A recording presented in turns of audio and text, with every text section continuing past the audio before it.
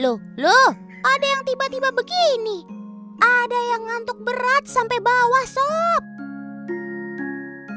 Nah, yang ini pules banget tuh. Kayaknya mimpi jadi miliarder deh. Oh iya teman, sambil berenang, kerbau-kerbau ini ternyata meminum sedikit air laut loh. Fungsinya untuk mencukupi kebutuhan mineral di dalam tubuh si kerbau. Siapa nih yang bilang kalau hewan bertubuh besar tidak kuat berpuasa? Hets, pernyataan seperti itu tidak benar ya. Karena ternyata ada satwa yang berukuran besar tapi juga kuat berpuasa loh.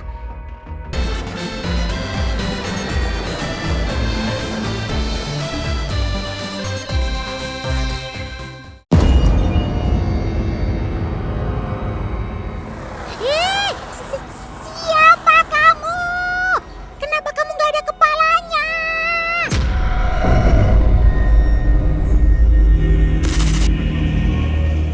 Apakah kamu makhluk jadi-jadian?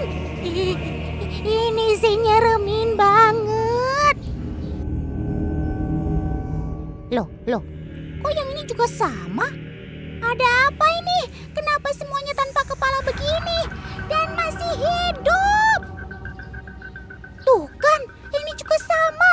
Juga nggak kelihatan kepalanya. Tapi kayaknya ada yang salah nih. Coba Om Kameramen, Otan mau lihat dari samping.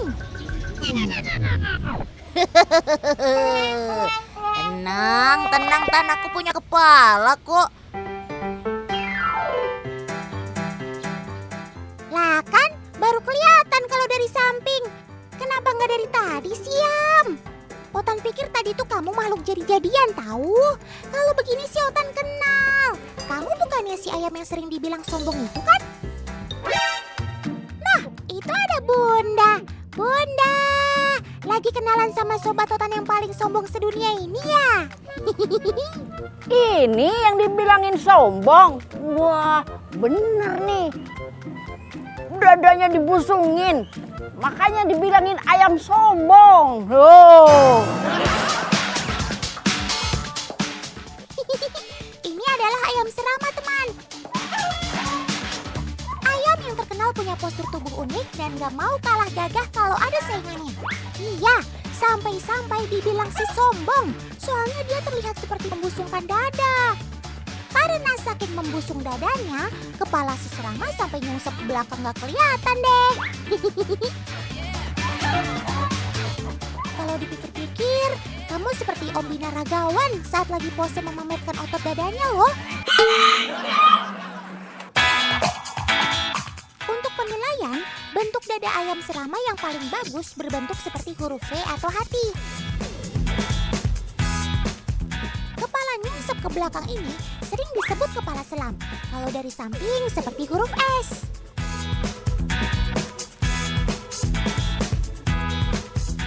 Ada pepatah tak kenal maka tak sayang. Biar makin sayang, kita kenalan dulu sama ayam serama, si ayam hias terkecil di dunia. Yuk! Jika dilihat bentuknya, mirip seperti ayam kate ya.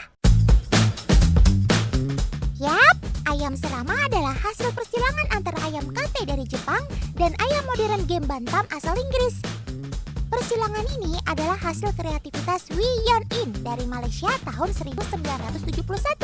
Alasannya, ayam kate memiliki sayap lurus ke bawah, sedangkan ayam modern game bantam postur tubuhnya tegap, lehernya panjang, agak ke belakang seperti huruf S. Dan jadilah ayam serama.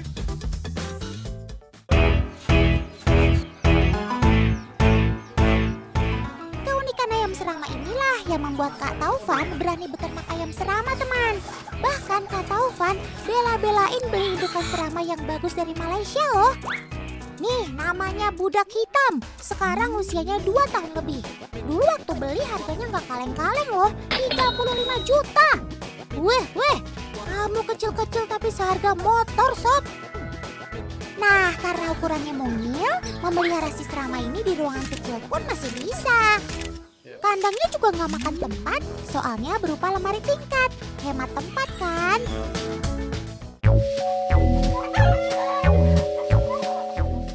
serama ini pada anteng-anteng ya saat berdiri di atas meja. Ternyata ini cara mereka latihan sebelum kontes, teman. Supaya semakin terbiasa di atas meja saat kontes nanti.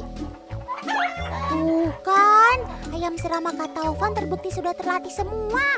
Pinter, pada betah semua.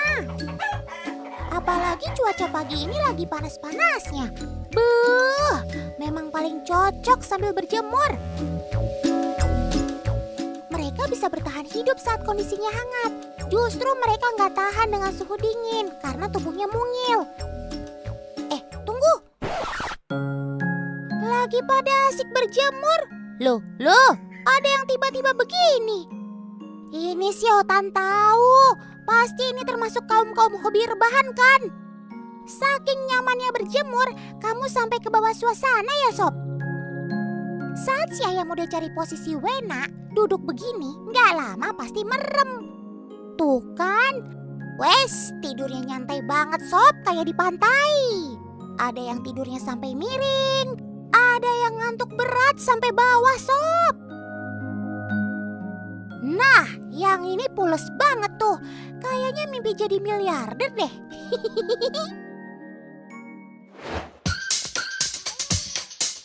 Bunda, jangan digangguin. Sobat Otan kan lagi asik berjemur. Enggak Tan. Ini salah satu trik untuk menunjukkan kesombongannya. Tuh, gitu ya Mas? Ya, bukan ditakut-takutin tuh.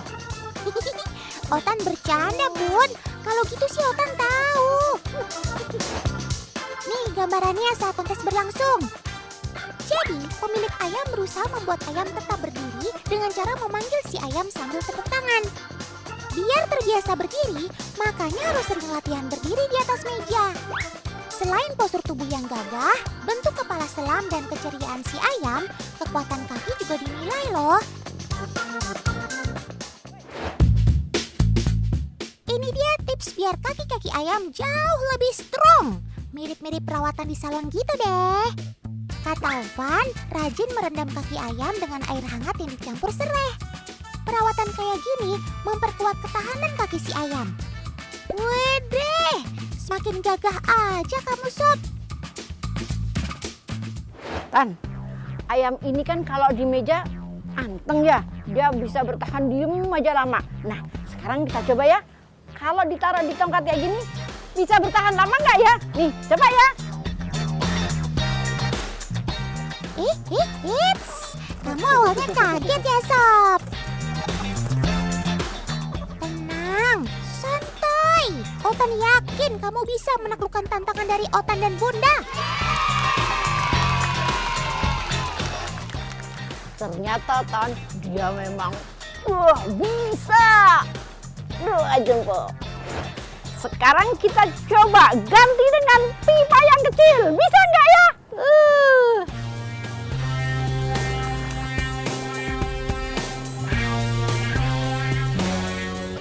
Wes, terbukti kamu bisa seimbang dan kuat mencengkram tongkatnya.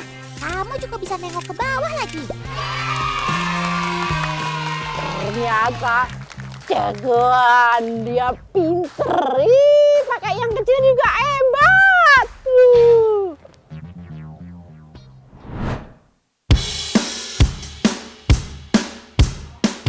Loh, kok tiba-tiba ada di barbershop sih?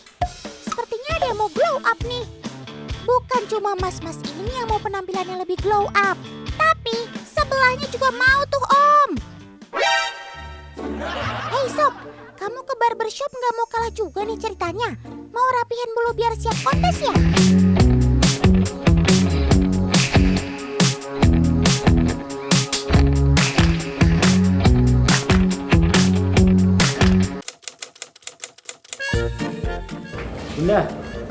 Bunda. Ayamnya udah cakep nih. Sudah Mas? Sudah. Iya Tan, udah cakep. Bulunya udah rapi. Nih. Kurang lengkap nih kalau nggak ditunjukin before afternya. Ini dia. Sebelumnya ayam ini gondrong, banyak bulu yang panjang sendiri. Setelah dirapikan, badannya jadi lebih kebentuk, terutama bagian sayapnya. Cakep! Mas, kok beda itu kayak lain miring-miring kayak gitu? Nah iya bun, ini tuh sebenarnya yang dinamain ayam serama yang rusak atau cacat. Tuh, bisa nggak buat kontes? Bisa bun, tapi harus diperbaiki dulu. Teman, ini termasuk ayam serama yang agak lain. Lihat aja dadanya dan ekornya miring, harusnya kan lurus. Tapi tenang, buat kontes masih bisa diperbaiki kok. Soal perbaikan postur ayam serama memang sudah biasa dilakukan para penghobi ayam serama. Emang cara perbaikannya gimana, Mas? Ada bun, ada treatment khusus. Ini kan ekornya agak sedikit miring. Ya. Nah nanti kita di treatment biar bisa jadi lurus. Kurang lebih kayak gini cara perbaiki ayam yang rusak. Ketika ekor ayam serama miring ke kiri, berarti harus digeser ke kanan sampai posisinya dilurus di tengah. Caranya harus jahit bawah ekornya. Rata-rata pemilik ayam serama pada punya skill jahit-menjahit loh. Set, set, set, set. Ekornya jadi normal deh. Ayam serama terkenal irit kalau soal makan. Ada yang penasaran gimana caranya dia makan? Apakah harus disuapin karena kepalanya selam begitu? Eits, salah. Mereka makan dengan normal kok seperti ayam pada umumnya. Pelan-pelan dia menurunkan kepalanya. Nah lo, pada nggak nyangka kan kalau dia bisa sama seperti ayam pada umumnya? Kirain kamu membusungnya permanen, sob.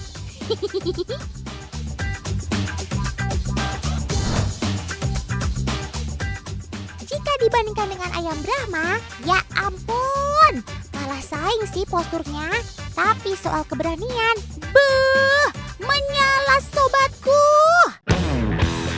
Nih kita lihat gaya petantang petentengnya. Biarpun kecil mungil begini, dia berani loh sama ayam Brahma. Biar kalah body, tapi mentalnya juara. Mantap! Soal menang kalah sih bukan urusan, yang penting maju dulu. Sudah ya sob, damai-damai aja ya. Yuk baikan yuk.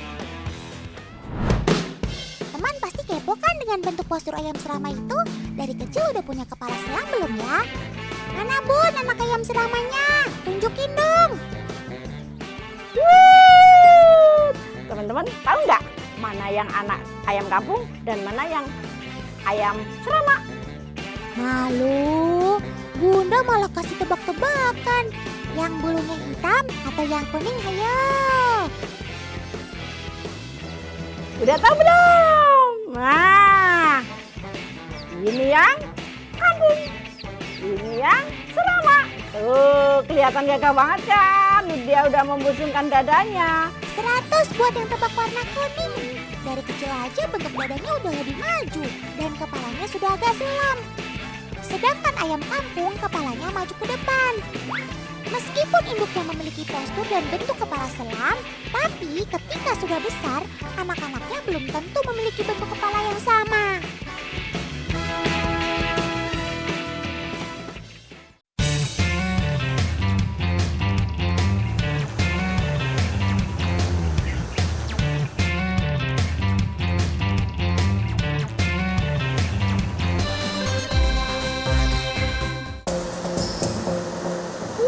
Sob, siang-siang bulan puasa gini malah berendam. Bahaya nih kalau sambil minum. Ayo, yang lain mana? Ayo keluar kandang.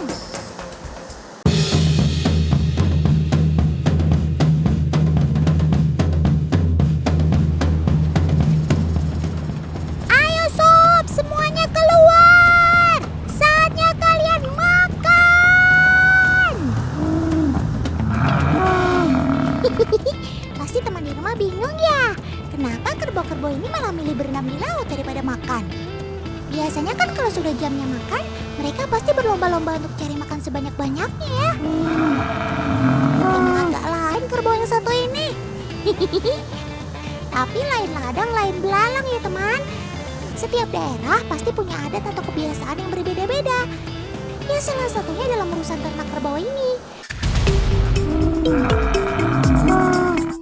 Oh iya teman, ngomongin soal kerbau, ternyata dulu Banten merupakan daerah penghasil kerbau terbanyak nomor 3 loh di Indonesia. Kerbau unggulannya adalah si kerbau gerem ini teman. Kerbau gerem adalah kerbau lumpur yang berasal dari daerah Gerem, Cilegon, Banten. Katanya mereka terkenal lebih tahan panas maupun hujan dan memiliki bulu lebih lebat dibanding kerbau lain. Lihat, mereka terlihat bahagia kan berendam di air laut. Ya, meskipun ombaknya terbilang cukup besar, tapi mereka anteng aja tuh. Tahu deh sob yang jago berenang. Perut di tubuh kerbau bersifat pelampung alami kan? Jadi wajar saja kalau mereka nggak takut tenggelam ya. Oh iya teman, sambil berenang, kerbau-kerbau ini ternyata meminum sedikit air laut loh. Fungsinya untuk mencukupi kebutuhan mineral di dalam tubuh si kerbau. Oh iya teman, selain untuk memenuhi kebutuhan mineral dalam tubuh, ternyata berendam di air laut ini juga banyak manfaatnya loh untuk si kerbau. Ayo teman di rumah ada yang tahu nggak?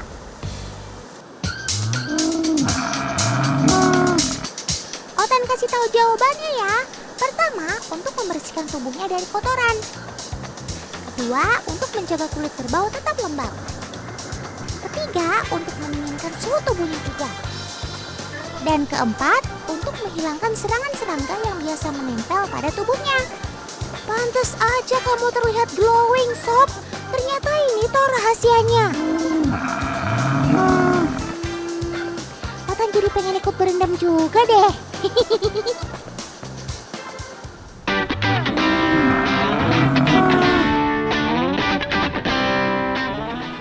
Setelah berendam di air laut, waktunya mereka mulai mencari makan. Kerbau-kerbau ini dianggon di sekitaran pantai Malingping, Lebak, Banten, teman. Berbeda dengan padang rumput biasanya, di sini persediaan makanan mereka terbatas. Tapi ternyata mereka punya kemampuan adaptasi yang baik itu. Lihat saja, apapun mereka makan dengan lahap.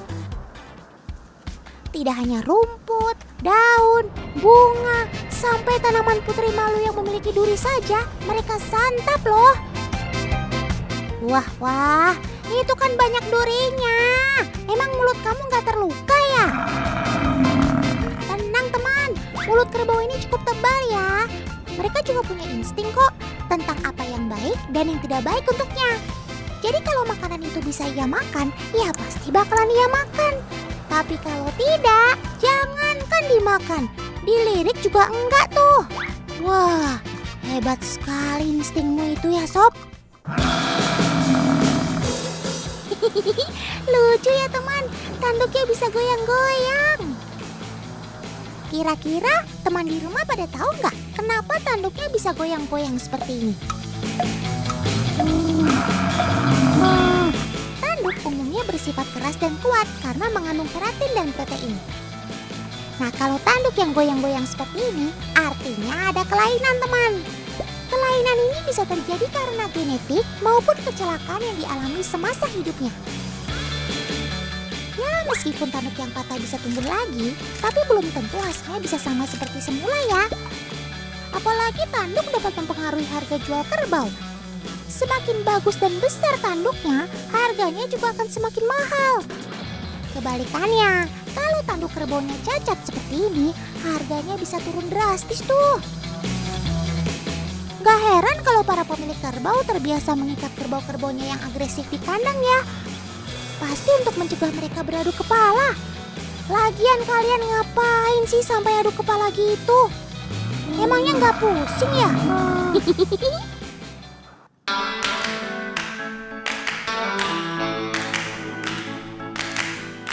Teman, ternyata kerbau menderita buta warna atau monokromasi loh. Jadi mereka tidak bisa membedakan warna dan hanya bisa melihat dunia dalam nuansa hitam, putih, dan juga abu-abu. Penyebab buta warna pada kerbau sebenarnya berkaitan dengan faktor genetiknya ya. Mereka memiliki mata yang hanya mengandung satu sel kerucut. Berbeda dengan manusia yang memiliki 3 jenis sel kerucut sehingga bisa melihat berbagai warna. Hal inilah yang membuat mereka takut kalau melihat warna hitam. Bagi kerbau, warna hitam akan terlihat seperti sebuah lubang, sehingga mereka pasti akan mencoba menghindarinya. Kalau begitu, mari kita coba ya teman. Apa benar kerbau takut dengan warna hitam? Sekarang kita sudah memasangkan kain hitam di sekitar ladang pengembalaan. Nantinya kita akan mencoba menggiring mereka untuk masuk ke dalam sana. Kira-kira seperti gimana ya reaksinya?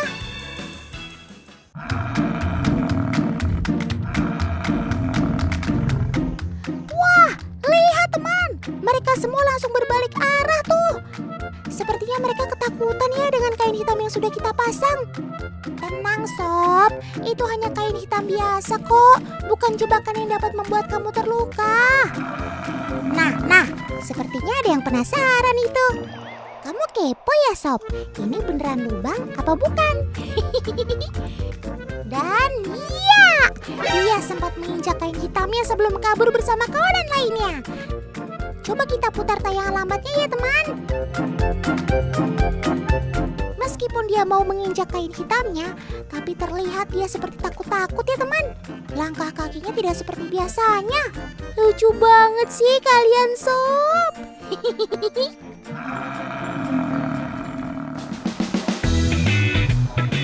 Oh iya, ternyata mereka memiliki perbedaan wajah antara satu dengan yang lainnya teman. Kalau sekilas sih emang kelihatan mirip semua ya. Tapi kalau dilihat secara dekat, baru deh kita bisa melihat dengan jelas perbedaannya.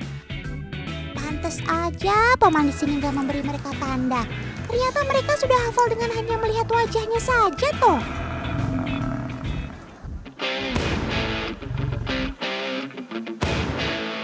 Teman, ternyata banyak kasus pencurian kerbau di sekitar sini loh. Rupanya karena si kerbau sudah terbiasa ketemu orang, jadi kalau didekati orang asing tidak curiga. Apalagi kandang kerbau ini kan jaraknya cukup jauh dari pemukiman warga ya. Makanya, untuk mencegah pencurian kerbaunya terulang, warga sekitar secara bergantian menjaga hewan ternaknya.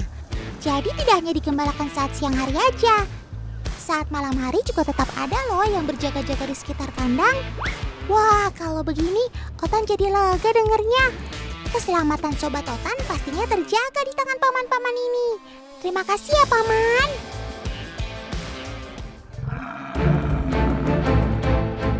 Wah, tenaga kerbau ini sangat kuat ya teman. Beberapa orang saja tidak mampu untuk menjatuhkannya.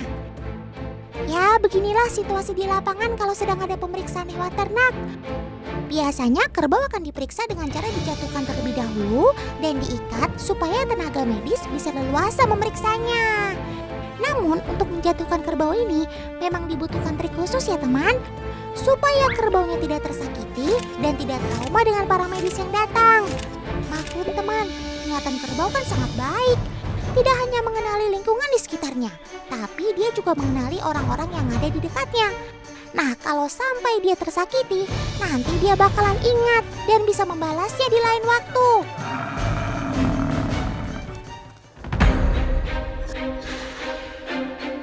Ayo, yang tenang ya Sob. Kamu hanya mau dicek kesehatannya kok, bukan mau disakiti.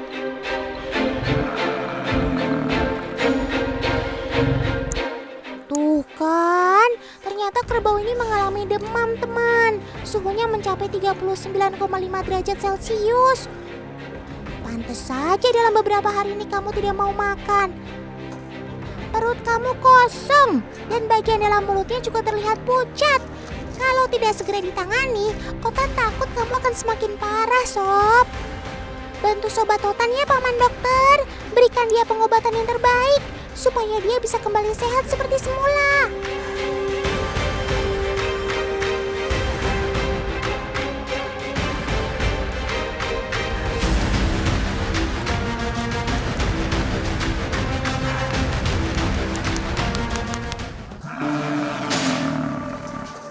Selain demam, masalah yang umum terjadi pada hewan ternak seperti kerbau adalah kutu. Kutu ini emang kecil ya teman, tapi kalau dibiarkan bisa saja membuat masalah pada kesehatan kerbau. Untuk mengatasinya, para dokter hewan dari Rumah Sakit Hewan Serang Banten biasa menyuntikkan obat khusus untuk merontokkan kutu-kutu ini.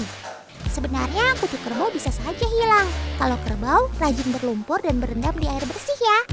Namun kalau kerbau yang biasa di kandang, pemilik wajib memandikannya secara rutin supaya kulit kerbaunya bersih dan tidak dihinggapi oleh kutu. Sehat-sehat ya kalian Sob.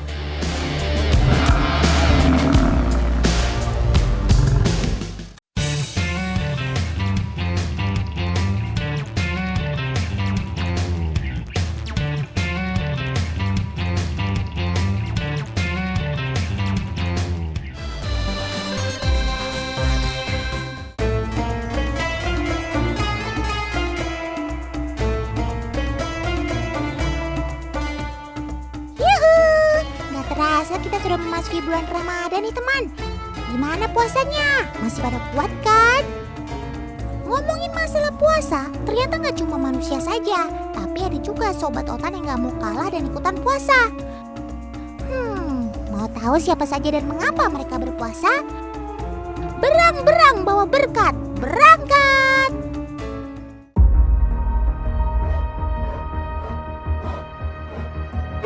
Siapa nih yang bilang kalau hewan bertubuh besar tidak kuat berpuasa? Eits, pernyataan seperti itu tidak benar ya. Karena ternyata ada satwa yang berukuran besar tapi juga kuat berpuasa loh. Yaps, siapa lagi kalau bukan si beruang grizzly? Biasanya beruang besar ini akan melakukan puasa dikarenakan tidak tersedianya makanan selama periode tertentu. Nah, masa puasa ini lebih dikenal dengan istilah hibernasi.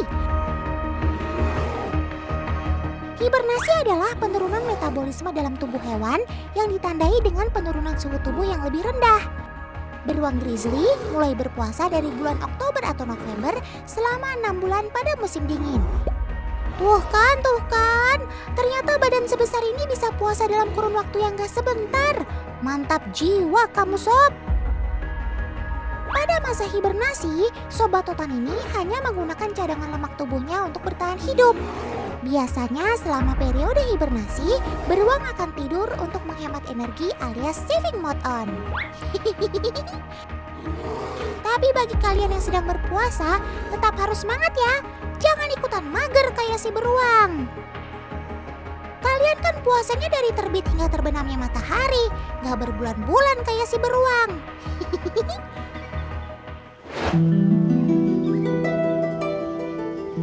Teman, ada juga nih hewan yang berpuasa dan setelahnya bisa berubah menjadi sosok yang cantik. Ada yang bisa nebak? Yaps, dia adalah si ulat. Iya, kalian gak salah dengar kok. Ulat atau larva ini akan melakukan puasa saat mau bermetamorfosis menjadi kupu-kupu. Saat menjadi ulat, sobat otan ini akan makan daun-daunan untuk bekalnya saat puasa nanti. Sama halnya seperti kalian yang sedang sahur ya teman. Setelah dirasa cukup, ulat akan berubah menjadi kepompong. Nah, selama menjadi kepompong ini, sobat otan akan berpuasa selama 14 hingga 16 hari. Di dalam kepompong terdapat proses perubahan bentuk dari ulat menjadi kupu-kupu melalui enzim yang ia keluarkan.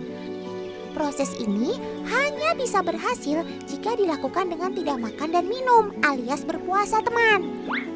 Tuh lihat kan bagaimana proses perubahan mereka setelah berpuasa?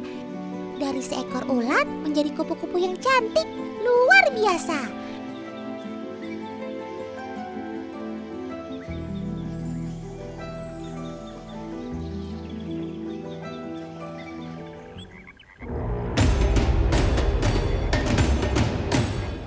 Belum selesai teman, masih ada lagi nih sobat otan yang ikut berpuasa. Yaps, dia adalah si lambat siput. Sobat bercangkang ini sangat menyukai tempat yang lembab, sehingga saat cuaca terik di siang hari, mereka lebih memilih untuk bersembunyi di bawah tanah. Tubuhnya yang berlendir akan menjadi cepat kering, dan siput akan sangat merasa dehidrasi karena hawa yang panas. Nah, selama masa persembunyian inilah sobat otan ini akan berpuasa teman. Kemudian saat malam hari, barulah mereka kembali keluar untuk mencari makan. Wah, kalau gitu puasanya sama dong kayak teman-teman di rumah ya. Tapi nggak hanya dalam momen itu saja mereka berpuasa. Sobat otan ini ternyata juga mengalami hibernasi sama seperti beruang. Siput akan melakukan hibernasi pada musim dingin dan musim panas yang ekstrim. Saat hibernasi, siput akan masuk ke dalam cangkangnya. Lalu tubuh mereka akan membuat lapisan lendir untuk melindungi dari cuaca yang ekstrim. Dan kalian tahu nggak berapa lama mereka bisa berpuasa? Apa? 6 bulan? 1 tahun? Yaps, semuanya salah. Siput bisa berpuasa alias hibernasi hingga 3 tahun loh. Ampun suhu!